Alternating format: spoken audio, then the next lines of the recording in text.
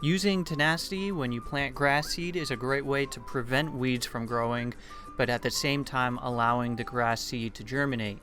Now, you can't use traditional pre-emergence with new grass seed, so Tenacity is the way to go. You want to mix it at the rate, the 4 ounce per acre rate, which for 1,000 square feet is about 0.0916 ounces, which is roughly half a teaspoon.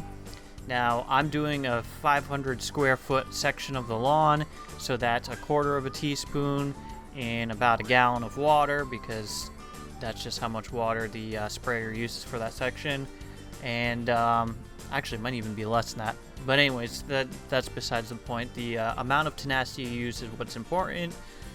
You don't need any surfactant for this because you're applying it to the soil, and you are going to want to water it in. So, you know, the amount of water you use in your tank, don't worry about the math on that as much as mixing the right amount of Tenacity, applying it evenly to the whole space, and then watering it in after.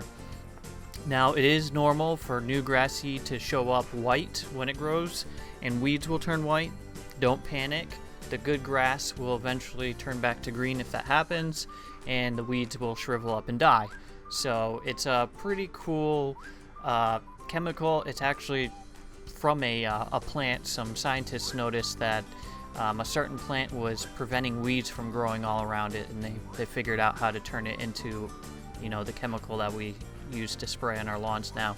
So I recommend doing this every time you seed, and then you follow up spray about 4 ounce an acre rate 4 weeks later, and you'll be good to go.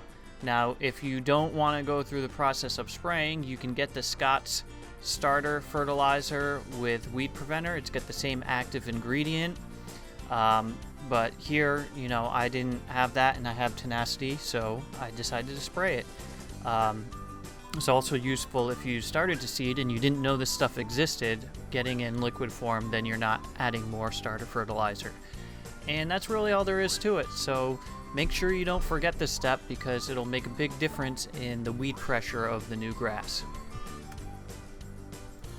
Alright, I appreciate you guys watching my videos. If you liked it, please give it a thumbs up, subscribe, comment, all that fun stuff. It's what makes this really enjoyable and fun, making all these videos. And be sure to check out the ones below. Have a great day. Bye.